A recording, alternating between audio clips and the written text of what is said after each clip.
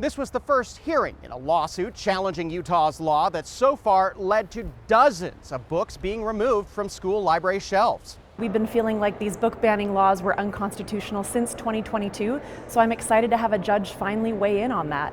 Rebecca Cummings is one of the founders of Let Utah Read, which opposes book bans. We are the only state that has a statewide book banning law, so yes, 34 books banned statewide. Hundreds of others have been removed from individual library shelves. Under Utah's sensitive materials law, if at least 3 public school districts or 2 districts and 5 charter schools get complaints and determine a book has objectionable content, it's banned statewide.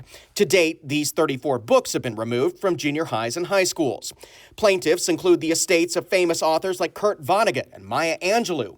They accuse Utah's law of violating the First Amendment. Let Utah Read says the law has been used to ban a lot of books that may talk about sex. I'm a mother as well. I have 3 kids. I absolutely know that some books are appropriate for them and some books are not. I do feel, however, that it's my job to determine what books are appropriate for my kids, not a handful of the most extreme people in Utah. Wednesday's hearing focused on a protective order the judge put in place to ensure the identities of students who are part of the lawsuit aren't revealed to protect them from harassment. They used the word ban, Ben, and that's just such a misnomer. This is a minimum standard on how we protect children.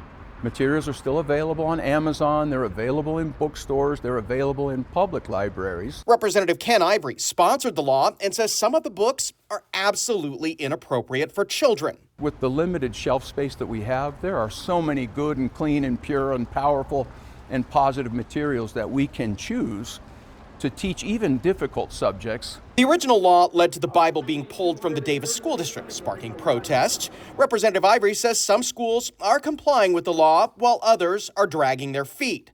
The state school board is now deliberating a library policy. One of the policies being debated was whether we need a 30-day waiting period to order any book for any student.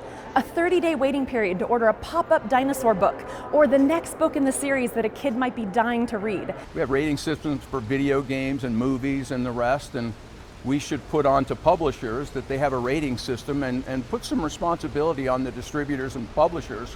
So the litigation moves forward from here. Next up, the state has asked a judge to dismiss the lawsuit, essentially arguing that government has no obligation to put these particular authors' works on school library shelves. At the federal courthouse, Ben Winslow, Fox 13 News, Utah.